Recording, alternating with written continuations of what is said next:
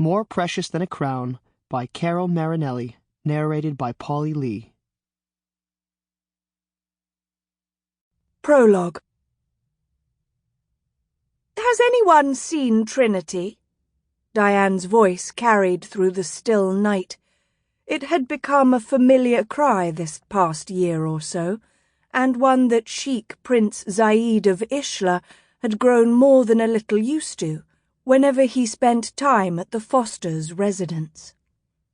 Zahid had been a regular guest to the household since he had been 16, but now, about to turn 22, he had made the decision that this would be his last time he would stay here.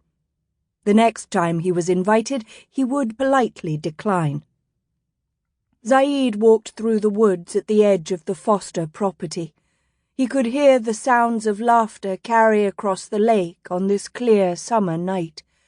Zahid was flying back to Ishla soon, and he hoped that his driver would arrive early rather than promptly, for he really would rather not be here.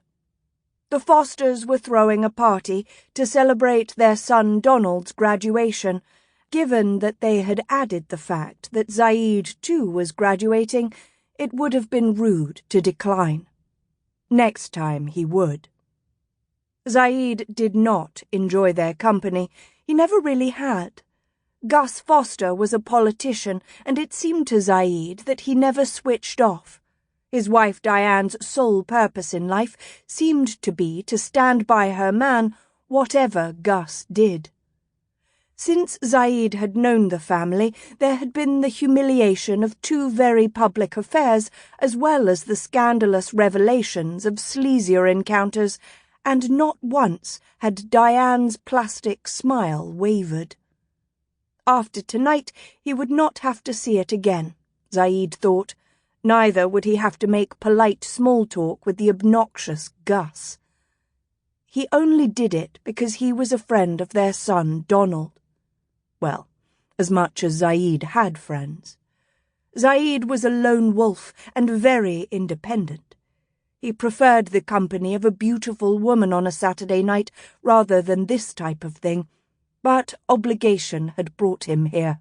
When he had been 16 and a boarder at a top school, there had been a random locker inspection, and a wad of cash and drugs had been found in Zahid's locker. They had not been Zahid's.